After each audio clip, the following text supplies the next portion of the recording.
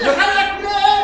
لكن مرتي انضف منك يا شاتومة يا شقائية، وهذا جوزك مو عرفان يطبخ في عليك وعليه من بين الرجال. ولك اخرست يا كلب يا وطي.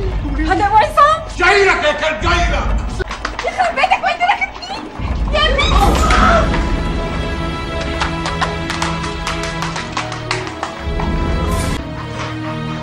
واقف لك على الفطر.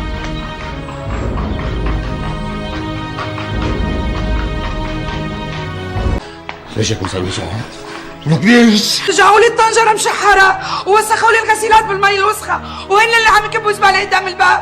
الله لا يوفقها الفوزية، جرستني بالحارة. ولك بتقومي بتذلي حالك وبتذليني معي، انا بدي يسبني ويسبك كمان. كله من عمايلها وعمايل جوزها. بتقومي انت بتسبيها وهو بيحمل مرته مشان يبهدلك ويبهدلني.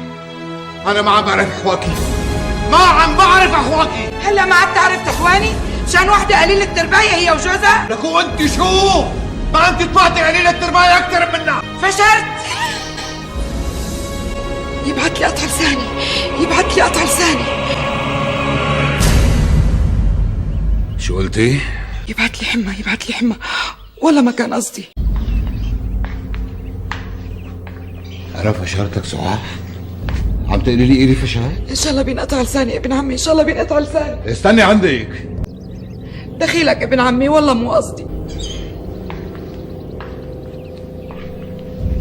شوفي يا بنت الناس، انت هلا خلص ما عاد تلزميني، وشك على اوضتك بتضبي اواعيكي وبتنقلعي برات البيت. يا ربي الله يوفقك. انت طالق.